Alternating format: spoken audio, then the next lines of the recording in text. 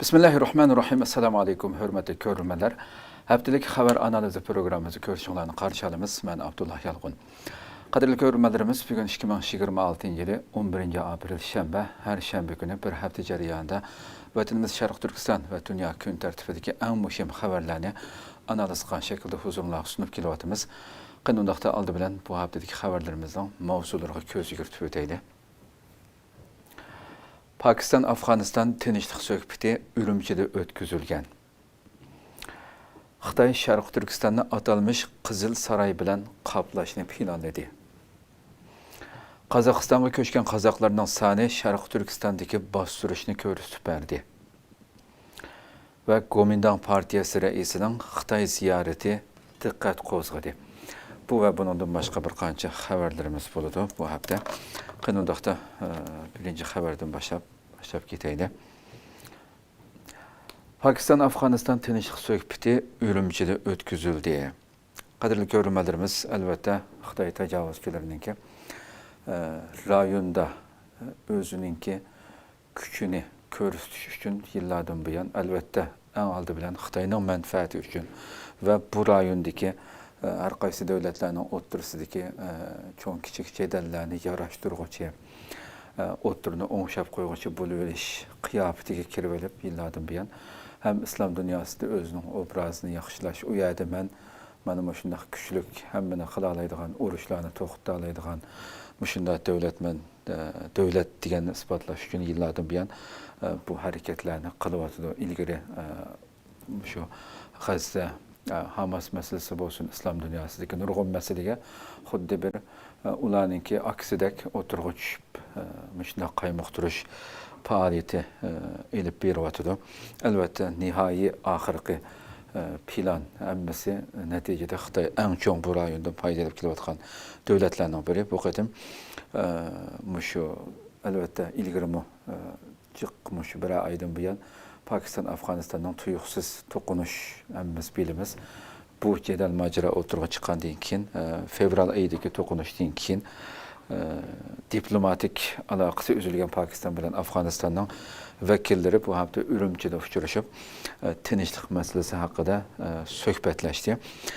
Albatta aloqador Xitoyninki xabarlarda bo'lsin, boshqa bununla munosabatli xabarlarda Xitoyning o'rinlashtirishi bilan Pakistan bilan Afg'onistonning yuqori darajalik amaldorlari 1 apreldan boshlab 7 aprelgacha bir hafta vatanimiz Sharq Turkistonning Urumchida muddaq bir tashqi ishlar shu ham Xitoyninki ham Pakistan Afg'onistonning tashqi ishlar ministrligi amaldorlari va boshqa albatta buning ichida har qaysi davlatlarninki munosabatlik amaldorlari qatnashgan bir uchrashish o'tkazildi Urumchida.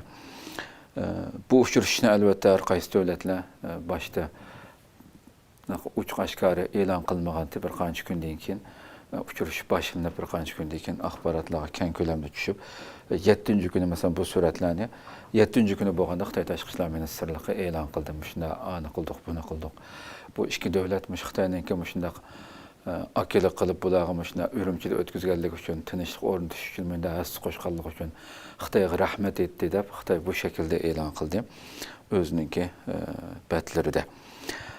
Yaqinqi bir necha oy mobaynida kuchaygan bu Afg'oniston-Pokiston o'rtasidagi qurolli to'qinish izchil davomlashayotgan bo'lib, bu yil 24 fevral Pokiston Afg'onistonni bombardimon qilgandan keyin Afg'onistonga qaytarma hujum qilgan. Albatta biz o'z vaqtida bu vaqtda suhbatni o'tkazdik mutaxassisimiz Erkin Akram afandim bilan bu rayondagi to'qinishning asli kelib chiqishi haqida. Xitoy tashqi ishlar ministrligi bayonotchisi bu vaqtdagi savolga javob berib, Afg'oniston bilan Pokistonning Xitoyning murassa qilishiga ovoz qo'shib, bir ustalga kelganligini, suhbatning muqim davomlashayotganligini bildirdi. Ammo Xitoy bayonotchisi yana bir muxbirning nima uchun suhbatning o'rnininki Urumchida o'tkazildi, ya'ni Urumchi qilib bekitildi suhbat o'rni degan savoliga javob berishdan o'zini qochirgan. Ilgariki shu e'lon qilgan bayonotida Xitoy tashqi ishlar ministrligi. Ammo shu Linjan oxirgi kunlarda e'lon qilgan bu surat ikki suratlar e'lon qilgan so'zida har ikki davlatning Xitoyninki bu tirishchanligiga rahmat aytganligini bildirganligini bildirib, özünü bir ko'rsatgan bo'ldi Xitoy. Xo'sh, yana bir xabarimiz kelsak. Xitoy Sharq Turkistonda atalmış Qizil Saray bilan qoplashni planladi.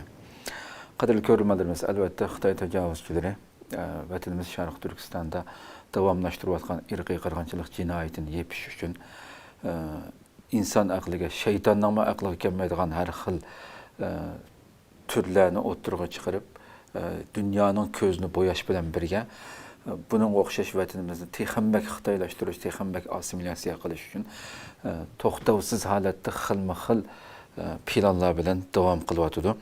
Bu mu şunun cümlesideki bir xabar. Bu assimilyatsiya jinoyatini texmi kuchaytirish uchun navbatda Xitoy madaniyati va kommunizm ideyasi birlashtirilgan atalmış Qizil Saraydan yüzünü qurishni planlagan. Yani Sharq Turkistonda butunlay shu qizil kommunistlikni tashviq qiladigan markaz shunday saraydagi yerlardan yüzünü plan o'ylab qo'ydi. Yani mavjud navbatdagi ahvolni tasavvur qilib boqaylik. Yani Xitoy eng birinchi bolalarımızın tili chiqmagan vaqtidan tortib uni egallab shu yasli vaqtidan tortib kommunizm ideyasi bilan tarbiyalayotgan bir muhitga to'ymagan Xitoy yana buni texambak nakaga kuchaytiradi acaba deb insonning savol qo'yg'isi keldi. Xitoy tashviqot organi Tangritog 7 aprildagi xabarda berildi bu xabar. Atalmış Xitoyni bilish, Xitoyni tushunish, Xitoyga ishonish, Xitoyni suyish başlayma qilingan bu sarayni qurishdagi maqsad. Xitoy madaniyati qizil tadqiq Xitoy madaniyatini qizil tadqiq qilib o'qish sarayi deb atalgan majburiy assimilyatsiya o'rni Gumunayisda tunji bo'lib sinaq tariqasida ishga ko'rishtirilgan. Vatanimizning Xotan Gumunayisida. Bundan sırt Ürümçidagi Qizil Saraymi putgan bo'lib 17 aprel ochildiganligi. Bugun 11 bo'lgan bo'lsa, yana 6 kundan keyin uning ochildiganligini ham xabar berdi Xitoy.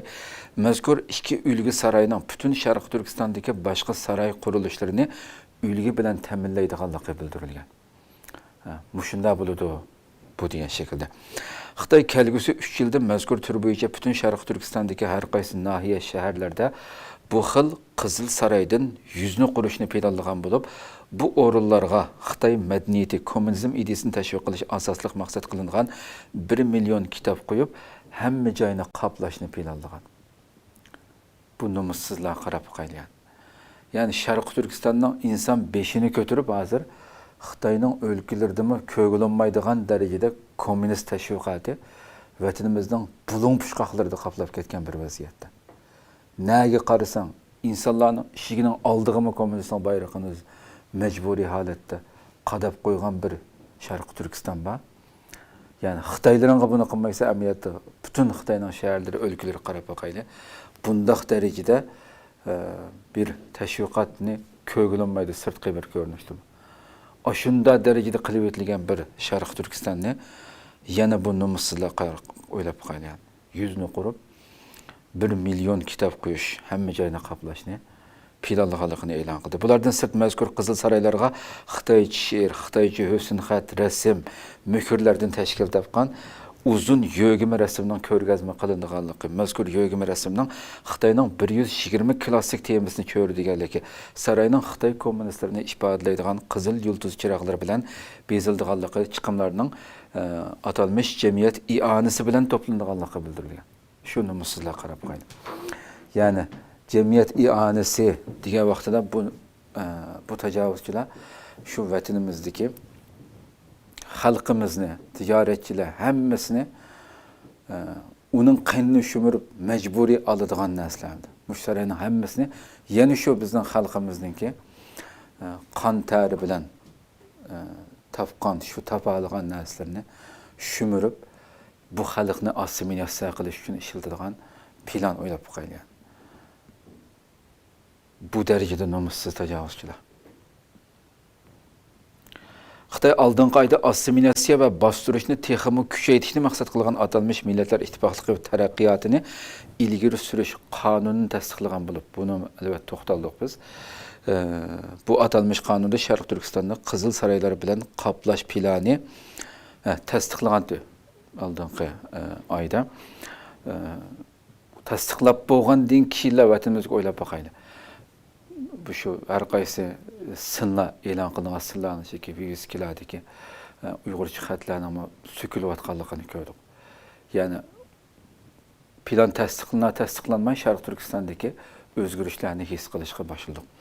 Endi bu Sharq Turkistonda Qizil saroylar bilan qaplash plani va bu orqali millatlarning yug'urilishini ilgari suradiganligini da'vo qilishi Xitoyning bu terror siyosati qonuni bilan mas qadamda bo'layotganligini ochiq oshkora ko'rsatib beradigan narsalarning ijroatlarining biri bu. Xo'sh, Qozog'istonga ko'chgan qozoqlarning soni Sharq Turkistondagi bostirishni ko'rsatib berdi.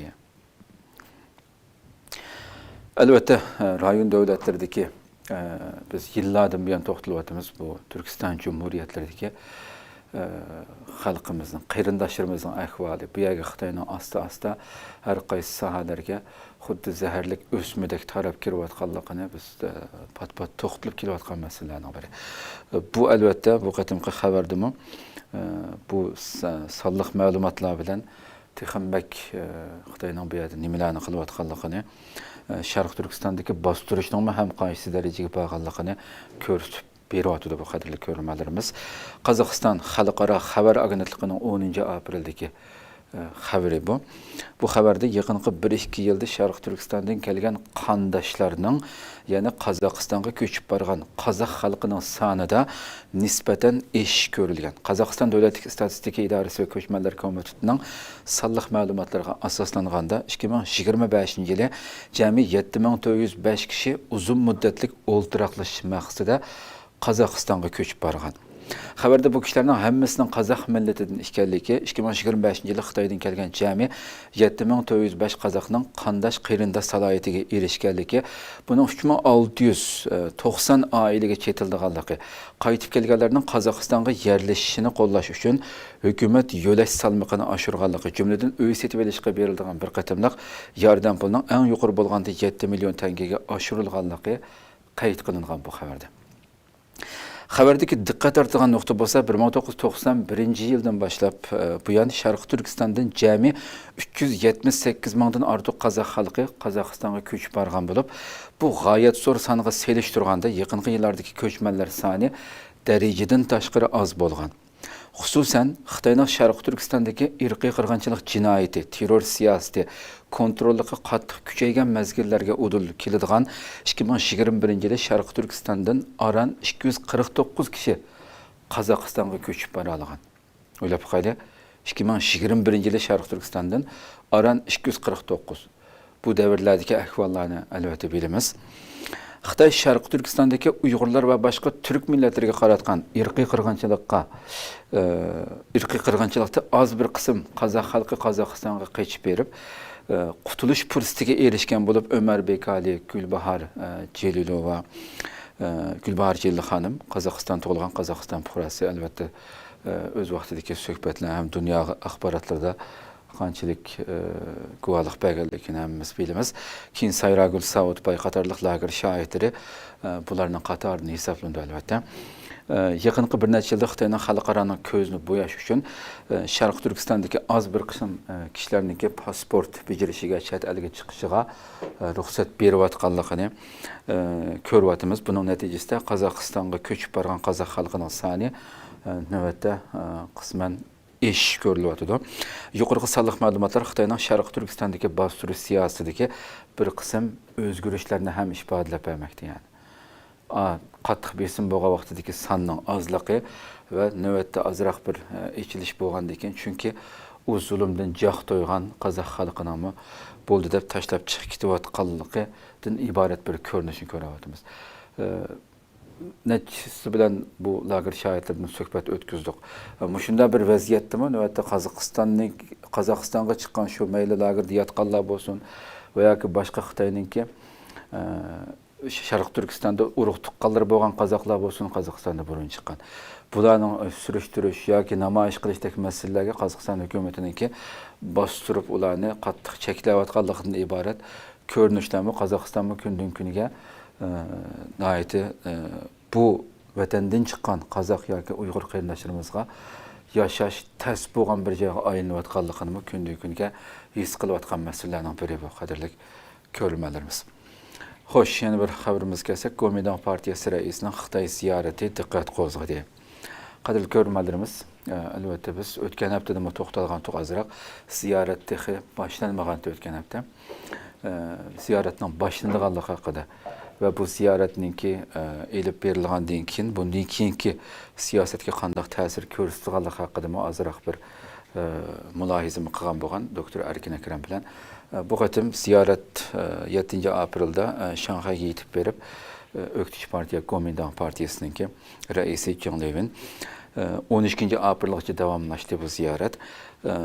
Uning ziyorat jarayonida Xitoy-Tayvan munosabati Yaponiyaga aloqador bayonotlari xalqaro jamiyatning diqqatini qo'zg'agan masalalarning biri bo'ldi. Dunyo axborotlarida keng berildi albatta bu xabar. Aloqador xabarda Kuomintang partiyasining raisi Jiang Levin 13 kishilik hayotini boshlab Xitoyni ziyorat qilgan bu qatim. Aradan 10 yil o'tgandan keyin tunji qatim Xitoyni ziyorat qilishi bo'lib hisoblandi. Tayvan tarafdan Xitoyga. Jiang Levin Nanjingga berib Kuomintang partiyasining qurg'uvchisi Sun Yongxanning qabrisini ziyorat qildi. Bu yerda nutq so'zildi. U nutqida ikki taraf munosabatida 92-yili o'rtaq tonish va Tayvan mustaqilligiga qarshi turishning vaqti o'tmaydigan siyosiy asos ekanligini ta'kidlagan bo'lib, bulardan sirt 18 minutlik nutqida Yaponiyani 11 qatim tilga ilishi bu. Jiang Levin'ninki Yaponiyaning tarixda Tayvanga tajovuz qilganligini ta'kidlashi alayda diqqat qo'zg'agan masalalarning biri bo'ldi bu qatimki ziyoratga. Bir qism mutaxassislar uning Yaponiya haqidagi so'zlarining binormal ekanligini, buning Kuomintangning Yaponiya bilan do'st o'tadigan diplomatik ramkasini o'zgartish va Yaponiyaning Tayvanga biror ish bo'lsa Yaponiya zararga uchraydi degan bayonlarga qarata Xitoyga yordam berish hisoblanganligini ta'kidlashgan. Bir qism mutaxassislar. Ma'lum bo'lishicha, Kuomintang partiyasining bu qatimliq Xitoy ziyoratida Tayvan hukumatining ma'qulligi yo'q bo'lib, faqat Kuomintang partiyasining o'ziga vakillik qiladigan ziyorat hisoblanadi ekan bu qatimki ziyorat. Albatta, bundan keyingi siyosatga ko'rsatilgan ta'sirini birdamdekin doktor Erkin Akramdan so'raymiz albatta. Xo'sh, yana bir bu haftadagi ikki muhim xabarimiz bor. Birincisi qarasak, Millatchi Harakat Partiyasining muavin raisi parlament a'zosi İlyas To'psaqal partiya rahbari Davlat Bahçelining Amerika Isroil ittifoqiga qarshi Turkiya, Rossiya, Xitoy ittifoqi qurish taklifiga asosan Moskvada suhbat o'tkazganligini, keyingi saylamda Millatchi Harakat Partiyasining Adolat va Taraqqiyot Partiyasi bilan ittifoqlashish shartining ministerlik martabalari emas, balki mazkur ittifoqqa aloqador programmaning qabul qilinishi ekanligini aytdi. Bu albatta intayin ciddi bir masala. Türkiye'deki hakimiyetinin ittifaqdoshi hisoblanadi MHP Millatchi Harakat Partiyasi navbatda. Bu suhbat nima uchun bu tunugun o'tirg'i qo'yildi? Moskvaga qaysi salohiyatlar bor deb buni albatta to'xtalamiz va oldimizdagi saylovda 2028 yildagi bu shartni qabul qilishing kerak deb hukumatga buni talab qilganligini, ministerlik martabasini qilmaydiganligini o'tirib qo'yatdim deb. Ikkinchi bir xabarimiz bo'lsa, bugun navbatda butun dunyo markazlashgan bir masala. Amerika bilan Iran o'tirisida, ya'ni Isroiliya, Amerika Ironga qarshi davomlashtirgan va 40-kunda 40-kun bo'lganda bu ikki taraf amaliyotda hozir Isroiliya nimadan chiqib ketiblar? Amerika bilan Iron o'tirisida hosil qilingan 15 kunlik urush to'xtatish kelishimidan keyin xalqaro jamiyatning diqqati bugun Pokiston poytaxti Islomobodda boshlangan, balki hozirgi minutlarda biz buni so'zlayotganda hozir ko'rishda boshlangan bo'lishi mumkin. Bugun butun dunyoning diqqati ikki taraf vakillari bir ustalda o'ltirmay o'tkazilgan suhbatga markazlashdi. Bu urushni va bugungi suhbatdan keyin bo'lgan ishlarni doktor Erkin Akram bilan suhbatlashamiz. Xo'sh, agar doktor kirgan bo'lsa, suhbat boshlasak bo'ldi. Assalomu alaykum. Va alaykum salom. Hurmatli doktor, qimmatli vaqtingizni chiqarib ziyoratimizni qabul qilganingiz uchun ko'p rahmat aytamiz albatta. Men rahmat aytdim. Eng oxirdagi xabardan boshlasam bugun, chunki dunyoning bugun diqqati bu xabarda bo'lishi mumkin. Bugun Islomobodda hozir 40 kun bu yan İsrail Amerika İran'a karşı qo'zg'atgan bu şiddetlik urushdan keyin hatta İran'ni butunlay yo'qotib o'taman deb Trumpning tahdidi 48 saat bergan möhletga 1,5 saat qolganda 15 kunlik kelishim hosil qilib bu yerda endi hozir ko'rishlar davom qilish uchun bu yerda bo'lgan bu taraflar yig'ildi endi Islomobodga. Islomobodga ko'rish kelishdan burun 40 kun davomlashgan bu urush haqida albatta ilgirimiz bilan suhbatlashdik. Siz bu urushni bunun keyinda masalan hozir Xitoyninki arqa sepda İran'a ciddi şekilde yardım berganligi haqida nurg'un masala o'tirib qo'yilyapti. Siz bu urushdan ki endi hozir har ikki taraf 15 kunlik kelishimda men yengdim, men uftim deyishyapti endi. Kim yendi, kim yengildi? İrandan keyinda haqiqatan Xitoy bormi? Umumiy shaklda 40 kunlik urushni bir analiz qilib baqsaq. Xo'sh, bu kim yendi, kim uftu deganni siyosiy jihatdan yoki bu harbiy jihatdan analiz qilish lozim. Xo'sh. Normalda bir jangni qilish uchun siyosiylar nima qaror berdi. Karkolosevsninki deyishi bilan harbiy kuch shu siyosiy kuchninki eng oxirida ishlatilgan bir kuch debchi. Ya'ni bunda degan chog'da siyosatga bog'langan bir kuch. Undaqda shu bir jangni qilish uchun bir siyosiy bir bo'lish lozim. Ya'ni siyosiy jihatda nima ish qilmoqchisan, nimaga erishmoqchi. Agarda ashunga erishgan bo'lsang, sen futib olgan bo'lasan-da. Ikkinchisi bu jangda. Jangni siyosiylar qilmaydi, hamda generallar qiladi, bilolmaydi. Ular shu nimani qilgan taqdirda, ya'ni nimani urib bozgan vaqtida va eng oxirida shu dushmanninki harbiy kuchini yo'qotib yoki harbiy kuchi yo'qolmagan taqdirda taslim bo'lsa, u vaqtida bu harbiy kuch qozongan bo'ladi. Hozir bu boshdan oxiri qaraydigan bo'lsak, shu Trump hukumatiningki siyosiy nishonini pek aniq bilamadik. Chunki xil-xil gap qilg'achqa qaysi gap to'g'ri bo'lganligini yoki rost bo'lganligini bilamadik. Harbiy jihatda nimani yo'qotgan vaqtida va bu nima İranning harbiy kuchini yo'qotgan bo'ladi yoki abay degandek harbiy kuchi İran harbiy kuchi taslim bo'ldi. Hozirgi ahvol qarag'anlarning hech birisi amallashmadi. Xo'sh. Shuningga bu agarda futur etmagan bo'lsa, yengib olgan bo'ladi. Amerika İranni yengmagachga futur etganmi bo'ladi. Bunda bir ahvolga tushib qolgan ahvol bor. Ya'ni misolga deylik, İranning shu hokimiyatini o'zgartirganligini bo'libmi shu tuzumni yetadiganni tilga olgan ve shundaqla bu tuzumninki beshidagilarning ko'pini o'ltiralidi. Ama adam öldü, tuzum ölmedi. Tuzum devam kılıvadı. Demek tuzumni hal kılamadı. Bu harbiy nima İranning harbiy kuchlari misolga boshqurilgan bomba shu roketlarni yo'qotamiz dedi. Ko'rinishda 10 necha ming nishonga bombardimon qilgan bo'lsa-mu, İranning bu kuchini yo'qotolmaganligini ko'rdik. Ve shundaqla İranninki bu yadro ishlab chiqarish kuchini yo'qotgani yo'q hamdi. Ama nurg'un adam o'ldi, nurg'un o'quvchi bolalar o'ldi. Bu xalqaro jiq inkoslar bo'ldi. Hozir hamda bu ikki taraf bir-birini yengolmagandan keyin hamda muzokaraga o'tish degan yerga keldi hamda. Bu harbiy strategiya jihatdan qaraydigan bo'lsak, har qanday jangni tez boshlab, tez tugutish lozim. Buni shu 2005 avval sunizmi degan, ondan keyin bu 19 yüzyılda Karl Clausewitz degan, ondan keyin Ikkinchi dunyo urushi, birinchi, ikkinchi dunyo urushi qatnashgan Angliyaningki atoqli harbiy strategiya mutaxassisi bo'lgan Liderhatmi buni degan. Ya'ni harbiy hareketi yani bundaq bir operasyonlar yoki janglar tez başlap tez tugash bo'lmasa boshqa meselelermi o'tirib chiqdi. Yani cemiyet karakterli, siyasi meseleler, iqtisodiy meseleler nurg'un planlamagan yoki mo'ljallashda qiyin bo'lgan meselelermi chiqib qoldi. O mesele chiqqandan keyin bu jangni ojiz qilib o'tdi. Shuningga bu jangmi qachon tugaydiganligini hozir bilmaymiz. Ya'ni uzayib ketdi aslında.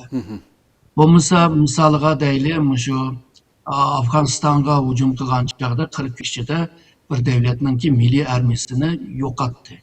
Yani shundaqli 44-45 kunning ichida Iroq harbiy milliy armiya kuchini yo'qotdi. Ama İran'ı yo'qotmadi. Demek yo'qotmaydiganligiga ishongashga yoki ko'rgashga hozir shu muzokaraga o'tgan bo'ldi. Hamda muzokarada nima chiqdi, nimaydi onu hozir bilmek biraz tez ama İran'ın taleplerini bilimiz.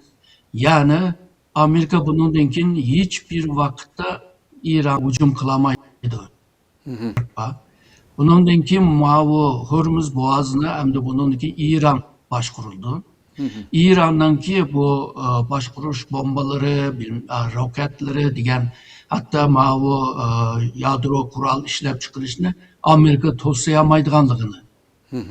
Ve şundakla İran bunundan keyin şu yıkılgan bina adamda, ölge adamda aşının ki tazminatını, tölemini talep kıldı.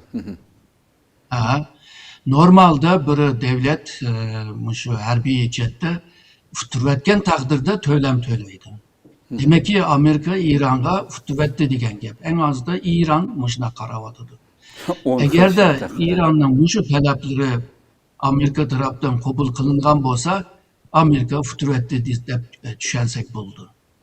Ama bununki nurg'un meseleler var. Misaliga İran hal qilamagan bir Amerika Xitoyni qanday hal qildi? Yoki Rusyani qanday hal qildi? Bunundan keyin İran ve Rusya Amerika qarta shundaq ensirashlar bo'lamdi, qo'rqamdi. Bu nurg'un bir meselemdi. Shuningga bu jangni yaxshi plan, en başta yaxshi planlanmaganligini ve İran'ınki bütün güçlerini inçik tadqiq qilmaganligini, analiz qilmaganligini, yalnızla ursakla tayyor bo'ludi debla yo'lga chiqqandekla ko'rinyotdi. En muhimi hamda bu siyosiyonlar bu jang qarorini olgan vaqtida, urush qarorini olgan vaqtida nəhayət aldı kendini mölçerlep siyasi təsirini, iqtisad, ticaret təsirlərini, pul muamele təsirini oylab qoyuş lazımdı. Hərbiləmə şu İran'ınki her xil hərbi gücünü mölçerlep biliş lazımdı. Bu da jangda bu chetdə Amerikanınki aciz bo'lganligini ko'rdik. Demek ki her işini mutaxassislar qilish lazım. Mayli harbiy bo'lsin, mayli siyosiy bo'lsin. Xo'sh. Hakikaten deganimizdek yani Trump shuni his qildimi oxirgi kunlarda urush ministriga atib qo'yishga tirishib bir qancha qatim gaplarni qildi. Hakikaten deganimizdek bu İran'dan o'tirib qo'ygan 10 shartni o'qisa insonning hamda buni qabul qilsa dunyoda balki Amerikaning butun yuzi tushishi mumkin. Yani tasavvur qilsiz shartlar hamda Amerika olsa hamda bütün qorallarımda agar bu suhbatda natija chiqmasa biz yana urimiz bütün qorallarımızga yeniden askerlerimizni qorallandırıp en esli qorallar bilan tayyor turyapmiz deb Trump bir tarafdan ayada Amerikada tahdid qilib turyapti. Hamda urush boshlangandan tortib İran'da bu derecede bu İran'dan keyinde mayli shu qoral jihatdan bo'lsin, texnik jihatdan bo'lsin Xitoy qo'llab keldi, Xitoy yordam berdi degan masala to'xtamadi hamda hozirgacha. Bu meselemde hatta söhbetimi İran'dan keyinde Xitoy bor deb deyilyapti. Şu Xitoyning kuchi qanchalik ta'sir qildi İranning shundoq g'alabaga erishishiga sizcha? Xitoy haqiqatan bormi buning keyinida? Bundan keyinki nimada hamda Xitoy rayonida bo'lsin, nimada bo'lsin, dunyoda bo'lsin, Amerikaning oldida bo'lsin qandaq bir mavqega erishishi mumkin bu suhbatdan keyin? Jangdan keyin Xitoyning yardım yoki aralashganligini ko'rmadik.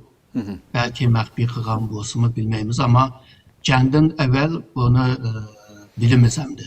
Xo'sh. 2021'de Xitoy bilan İran arasında bir 20-30 yıllık bir kelishim imzo qildi. Xitoy mablag' soldigan bo'ldi deb iqtisod va tijorat va neft energiya bilan munosabatli narsalarni ko'rsatdi. Halbuki mushu İran'ınki mushu roket gücünü, mushu boshqarish bombaning urush gücünü kuchlantirish uchun Xitoy bu jihatda İran'a yardım qildi. Misalga deyli, İran mushu nurg'un arab devletlerini, Suudiyni ichiga olgan taqdirda o 4-5 arab devletini hammasini urdi. Ve urgan yerine hammasini naq nishon bilan urdi. Bu boshqarilgan bomba urush uchun cho'qim bir radar sistemi ve mushu sun'iy hamrodan bir yardım qilish lazım.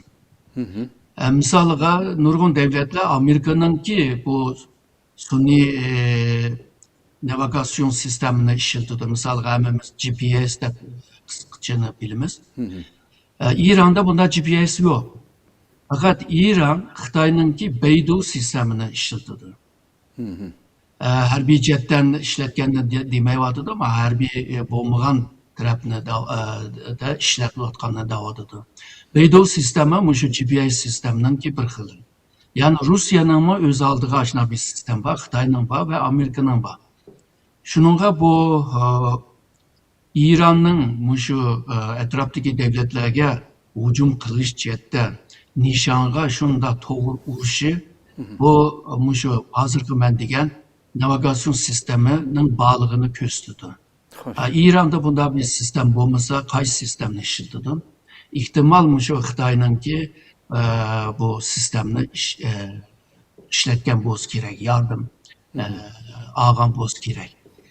Bo'lmasa bundaq nima oson to'xtamaydi. Chunki hammamiz bilamiz, ya'ni boshqarilgan bombani uçuruş için 3 bosqichda kontrol qilish lazım.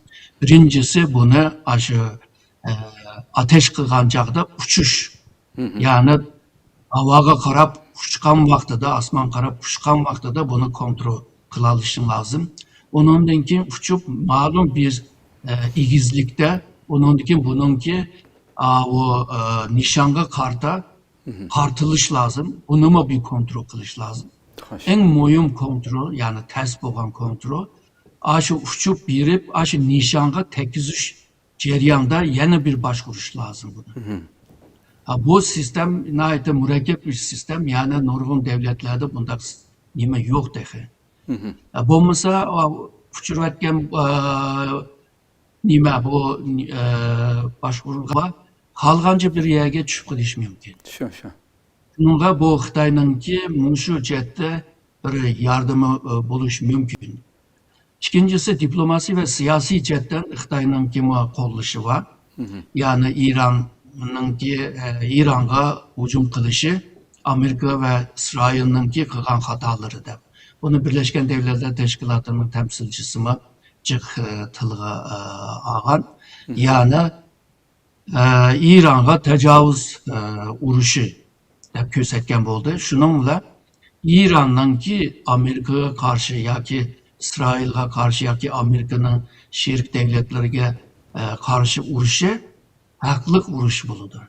Yani urushda haqliq, haqsiz urush bormi? Haqliq urushi bo'ldi. Hamda haqliq urushini agarda aniqlagan taqdirda bu haqliq tarafga yordam qilishmi haqliq bo'ldi. Gerçi Xitoydagi nimada ko'rinmadi. Bu medyalarda ko'rmadik. Qanchalik jangdan keyin qanchalik yordam qilganligini. Bu diplomasi, siyasi jihatdan qo'llashdan boshqa hozir bu İslamabadda devam qilayotgan bu ko'rishish masalasida. Misaliga bu Pakistan mushu ikki tarafni yarashtirib qo'yish uchun o'tirg'i chiqqan namatla Xitoy Pakistan'ın baş ministri bu nima tashqi ishlar ministri bilan aloqa qurdi. Ve şundakla bu işini yani iki tarafına yarıştırıp bu canını to'xtatadigan iş olsa biz arkanda turib birimizde. Ha. Yani nemi kerak bo'lsa buni qilish birimizde. Shuningga bu jangdan evvel ve jangdan keyingi jarayon bo'yicha Xitoy o'zini o'ttirg'a ko'rsatmagan taqdirdami arka planda İran tarafini qo'llaganligini ko'ryapmiz. Xo'sh. Hem de jangni to'xtatish hem Amerika tarafdan isteyen hem İran tarafdan isteyen bir ahval hem de rayon devletlerimi bunu istevatıdı ve nurgun devletmi istevatıdı çünkü Xo'sh. yaratgan bu enerji krizi bilan birlikte nurgun ticaretlerinin to'xtab qolganligini veya acizleşip qolganligini hamma devletler bunu his qilyapti. Shunga jang to'xtashni xohlaydi ama bu jangni to'xtatishda Xitoyninki arka plandami bir muhim bir rol oynaganlığını, aşkışlık bir rol oynaganlığını hazırdan başlap bilivatımız ma bu Trump mı şunun Xitayning bu qilganligiga memnun bo'lganligini ifade qildi hamda. Xo'sh. Xo'sh. Ko'p rahmat. Hamda bu o'tgan hafta biz bu Tayvan Kuomintang partiyasi rahbari Zhang Liwenning ziyarati haqida biroz to'xtalgan siz bilan. Xi Jinpingning bu rayonda bu ziyoratdan o'ynaydigan o'yinlar haqida, maqsadi haqida degandek. Bu qatim bu ziyoratda albatta butun jarayonni kuzatdingiz sizmi? Ziyoratdan keyinlamamda bu bundan burun Tayvan atrofiga Xitoy shu harbiy paraxodlarni çünkü Zhang Liwen ziyoratida tinchlikni bu shu Xitoy yaxshi ko'rgan so'zlarni qildi hamda butun ziyorat jarayonida. Lekin qaytib berib bo'g'icha bugungi xabarlarda 100 harbiy paraxodni Tayvan atrofiga yiqqanligidan iborat bir xabarlar ahamiyatda taqlashga boshladi. Normalda 50-60 an ko'p bo'lsa, shunda davom qildi ekan. Sizce bu nimaning ifodasi Xitoy bu yerda qanday bir maxfiy narsa deyishgan bo'lishi mumkin bu Zhang Liwen bilan? Yani Xitoyninki esas nişanı hozirgi bu Kuomintang partisi emas, yani Minjindan partisi ularninki nişanı. Çünkü ular hakimiyet beshida ve ularninki ovoz, yani jamiyatdan bergan ovozlar ko'p bo'lg'achqa. Ve ular mustaqil bu tarafdorlari. Kuomintangchilar bu mustaqil tarafdorlar emas. Yani bu Beijing hakimiyeti bilan sözleşip ondan keyin bir şekilde yani qanday maqadim o tüzüm şeklinde Xitoy bilan birlashsak deb taklif qildi ma u Zhang Liwen. Shuningga Xitoyninki maqsadi hozirgi men degandek bo'lg'achqa Tayvanga ilib borgan besim davom qilyotdi. Misolga shu Zhang Liwen bilan Xi Jinping ko'rishayotgan vaqtidami Xitoy 10 necha urush aeroplanni Tayvanninki bu havo sahasının etrafında aylandırdı. Yani ma tarafda ko'rishyapti, so'zlashyapti, a tarafda harbiy tahdidni qilishni davom qilyapti. Demek ki Xitoyninki bayağı degandek nishoni boshqa, yani Minjindanga qarta ilib borgan. Hamda bu bir narsa nima degan bo'ldi, ya'ni Kuomintangchilarning biz bilan kurashgan taqdirdami ular muhim o'rinda emas. Shuningga men ham ko'rishalayman ham uralayman deb Tayvan xalqiga buni anlatmoqchi. Bu Xitoyninki bu qilgan siyosati qanchalik to'g'ri, buni biroz talash tartish bo'lishi mumkin, chunki Xitoy mı aldırıp saldırıp bir işini qilib ketmaydi bo'libmi bunda ishlarda. Bir misolni beray, 1958'da shu Tayvanni qo'rqitamiz deb Xitoy har kun shu Tayvan oroliga yaqin yerlarga, dengiz bo'ylariga bomba atdi. Har kun atdi. Bir mezgildan keyin erib qoldi, zerikdi. Shuningla 2 kunda bir atayli dedi. Bundan keyin yana etib baxtı oxirida atmaydigan bo'lib qoldi. Yani Mao Zedong'ninki vaqtida bo'lgan bir ish. Yani bunda bir ahvol bo'lamdi, bo'lmamdi degan vaqtida hozirgi Xitoy burungi Xitoy emas hamda. Hozirgi Xitoy bu ziyanını töleyelaydı. Her bir bomba patlasa nurgun pul ketidi o. Xoş. Hazır mı Xitay şu perxutlarını hareket kesiliş, arıplarını uçuruş mu her gün nurgun pul kaşındı. Bununla çidiyalaydı. Fakat bu bizim siyaseti neyece ilip baralaydı da oylaş lazım. Misalıga deyli şu 1990'lı yılların ahiri ve 2000 yılının başında şu Jiang Zemin'in vaxtida Xitay şu moyum yadro milli menfaat deb atagan bazı rayonlar var. Misalıga Tayvan, misalıga Şarkı Türkistan, Tibet degandek. Şu vaqtlarda mı hemmesi qattiq qo'lliq siyosetini ilib bordi. Misal Şarkı Türkistan'da inqilobdan keyin nayda qattiq qo'lliq siyosetini boshilib o'tdi. Ondan evvel onda emasdi. Misal 1998'de Jiang Zemin'in Japonya ziyareti vaqtida tuyuqsuzlar Deng Xiaoping'in degan siyosetini o'zgartib, yani Deng Xiaoping'in siyoseti şuydu. Biz iki devletninki bu cideli hazırki evlatlar hal kılamaydı bunu. Keyinki evlatlarga taşlap koyaylı, ular bizden tekimi akıllık, ular hal kılalaydı. Şununla Japonlar hoşal olup, minnettar olup, Xitayga nurgun yardım desteklerini verdi. Teknolojiden, pulcetten, Xitay'ınki modernleşme, zamanıvileşmede birinci kademini Japonyalar kıp verdi. Ama 98'de Jiang Zemin bağlandıktan keyin ötmüşünü unutsan gelecek bulmaydı o da bizim siyasetini işletti. 2000 yılda Tayvan'da saylam oldu.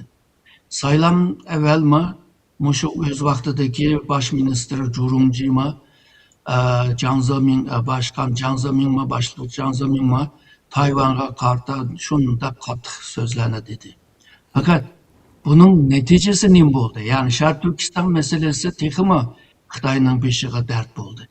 Japonya Xitay'ın hazırki Şarkı Asya'nın en çok rakibi ve tehdidi bulup kaldı. Xitay için de o değil mi? Tayvan'da mı hazırgıca hal kılamadı 2000 yılda, hazır 26 yıl olup gitti. Yani tekimi Tayvanlıklar, tekimi müstakilçil partilerini kollaydıgan bulup kaldı. Bu mesela öz vaxtida 2000 yıllarda, 2000 yıl evvel şu hazırki Minjindan'ınki o cemiyetten verildiğin avaz aran %24-25'ti. Bu 2000 yıldaki o saylamdaki bisimden köpeğiyle Tayvan halk şu %25 avazlık partini kollap ulanı hakimiyet beşiğe ekip koydu. Şununla bu Xitay'ınki bu xil bisim siyaseti hakikaten bir netice ağlı bolamdı. Ben üyede biraz gumanım var.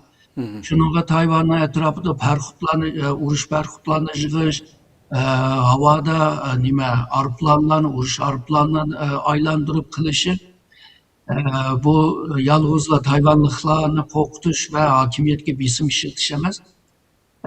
Ya da bu Tayvan halkı hakimiyetki boğan işçilikini acizlaştırır.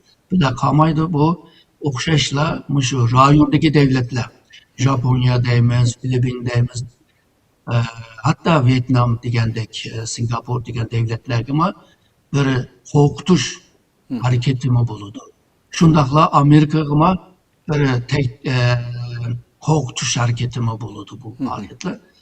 Ve mışındak oyla bu işini ilip bir vatıdı. Şununla bu Kuomintang partinin ki reisi Zheng Liwen'in meyli Xitayga bir Xi Jinping'e chet elliklerini kabul kıldığan zalda bunu kabul kılgan takdirde mi? Meyli onun seviyesini östürüp köreşken bolsa mı? Meyli 13-14 sekundluk kol ilişken bolsa mı? Ama Xitay'ınki Tayvan'a kartılgan o bisim siyaseti, korkutuş siyaseti yine devam kılvadıdı. Bunun için kim bolsun Tayvan'ınki meyli kaysı emeldar Xitay'a basın. Xitay yine şu Tayvan'a elip bağlan bu harbiy tehditlerini devam kılıdı dep oylayman. Xoş. Köpten köp rahmet. Hem de Türkiye'ninki nemesi kelsek biz öz vaqtida mı to'xtalgan to'q devlet bahçeli oturup koygan vaqtida. Bu qatim bu Milliyetçi Hareket Partisi'ninki muavin reisi İlyas Topsakal, Devlet Bahçeli'nin Amerika İsrail ittifakı karşı Türkiye, Rusya, Xitay ittifakı teoriya edilen bu ittifakı kuruş teklifiga asasen Moskova'da söhbet ötküzgenlikini ve keyinki saylamda yani aldığımızdaki Türkiye saylamında Milliyetçi Hareket Partisi'nin Adalet ve Terakkiyyat Partisi bilen ittifaklaşış şartının ministerlik mertebeleri emas belki mezkur ittifakla alakadar programının kabul kılınışı ekanligini bizning şartımız bu deb buni o'ttirib qo'ydi tünügün axborotlarga bu tushdi hamda. Siz bunga qanday qaraysiz oldimizki kunlarda bu qanday bir nima qilishi mumkin Turkiyada? Yani bir milliyetçi parti bulup hem de bunda gapni ve bunda siyasetini ilip birishini tushunish pek qiyin yani. Xo'sh. Yani qanday tushunishchatdimi bilmaymiz. Çünkü özlerime demedi bunu. Yani manda sebepten 1, 2, 3 deb bir 10 maddelik bir sebepni ko'rsatsa bizmi ishongan bo'lsak. Hem de bu Milliyetçi Hareket Parti'ninki bir alaydıligi emperyalizmge karşı. Amerika emperyalist bo'lg'achqa biz ashundan qarshidaydim. Shuningga Xitoy nima Amerikaga qarshi bo'lgan bütün shu davlatlar, kuchlar hammasi bizning do'stimiz bo'ldi deydi. İttifaqdosh bo'ldi deydi. Hamda Rossiya bilan Xitoy emperyalist emasmi? Yani bu Topsakallı, Profesör Topsakallı nayda bilimlik adam hamda. Hozirgi men deganni meningdimi yaxshi biladi deb o'ylayman. Xo'sh. Ama nima uchun bunday bir siyasetni o'tirib qo'ydi? Bu bir. İkincisi, Xitoy bilan Rossiya Türkiye bilan shunday uch bo'lumlik strategiya hamkorlikni qilamdi. Xitoy ma'qul demdi. Nurg'un davlatlar shu Xitoyga talab qildi, ya'ni shunday ittifoqdosh tashkilot qursak, shunday munosabatni zich holiga kelsak deb. Rusya 20-30 yıldan beri bunu talep kılıvadı Xitoyga. Xitoy qilmadi. Yani Xitoy deydi, men şu nima Cihangir devletlerdek shunday ittifoqdosh davlatlar degan narsani qurmayman. Men bunda do'st, bunda og'ayni davlatlar deb quraman deydi. Bunda şartı bo'lgandan keyin Türkiye Xitoy bilan qanchalik seviyede, qanchalik yaqinlikda hozirgi degan uch bo'lumlik bir munosabatni quralaydi. Bir misolni beray. 2003 yilninki 1-oyda hozirgi hokimiyat shu saylamni qozonib hokimiyat beshiga kelib bo'ldi. Shuning bilan bu 1-oy, 2-oyda o'z vaqtidagi bosh ministr Abdullah Gül Rusyani ziyorat qildi. 2-oyda o'z vaqtida minister bo'lmagan ama milletvekili bo'lgan hozirgi Cumhurreis Erdoğan Xitoyni ziyorat qildi. Her ikisi yani Rusiyaga, Xitoyga dedi, biz Shanxay hamkorlik tashkilotiga a'zo bo'lishni xohlaymiz deb talab qildi. O'xshash 2003 yilning 2-oyda İran'a müracaat qildi. İran hozir Shanxay hamkorlik tashkilotining a'zosi bo'ldi. Ama Türkiye hozirgacha a'zo bo'lamadı. Nima a'zosi degan chaqda dialog a'zosi. Chaqasi, yig'inga chaqasi keladigan, chaqamiz kelmaydigan bir munosabat, yani statü var, yani salohiyati var. Ondan keyin Türk Devletler Teşkilatı degan tashkilotni qurgandagi O'rta Osiyodagi Türk devletler bilan qurgandagi Xitoy ve Rusya bundan rahatsız oldu. Yani bu Erdoğan nima qilmoqchi deb ansirashlar bo'ldi. Hozir qanchalik ansirashlar bor bilmayman. Shu o'z vaqtida Xitoydan, Rusiyadan jiq maqolalar yozilib ketgan. Yani bu O'rta Osiyodagi tinchlikni buzyapti. Shundan nurg'un tashkilotlar tursa, bu ayrim tashkilot qurdi deb. Demakchi bo'lganim, yani bu Türkiye Xitoyning qurgan ve Rusya'nın kurgan şu organizasyonga, şu teşkilatlarga a'zo bo'laman desimi qabul qiliniyor. Misalga deyli BRICS degan bir teşkilat var. 5 devletten teşkil taptı. Keyingi yıllarda bu a'zoni kengaytimiz dedi. Türkiye ve bazı Suudi Arabistan, bazı Müslüman devletler hemmisi intildi bizim azap olumuzda. Ama bazı Müslüman devletini aldı ama Türkiye'nin hazırlıcı ağını yok. Şununla ben deymen bu Xitay, Rusya, Türkiye üç bulunluk bir ittifaktaş, bunda bir hemkarlık, bunda bir münasebetini kuruş, yaki bir teşkilatını kuruş bek kıyın yani. Çünkü Rusya bilen Xitay bunu kabul kılmaydı. Kılamaydı, kılmaydı.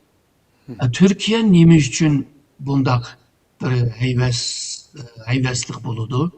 Hatta 2028'de saylamda hazırki hakimiyet beşideki AK Parti'nden kollaş için bunu şart kılıdı. Bularını düşünüş pek kıyın hem de. Belki mahbi bir üşürüm bir maksatları buluşmu mümkün ama hazırki şu medyalarda, şu matbuatlarda çıkan haberlere karşılanacakta yani bunu düşünüş biraz kıyın hem de. Benim göz karışım şu. Şu. Hoş. Köpten köp rahmet, kıymetlik mülahizeleriniz için. Rahmet sizge.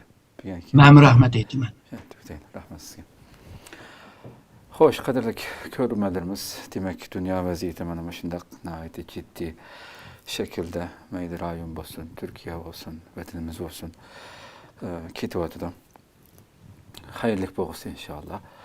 Aldığımızdaki hafta görüşükçe aman bağışlar. Esselamu Aleyküm ve Rahmetullahi Teala ve Berekatuhu.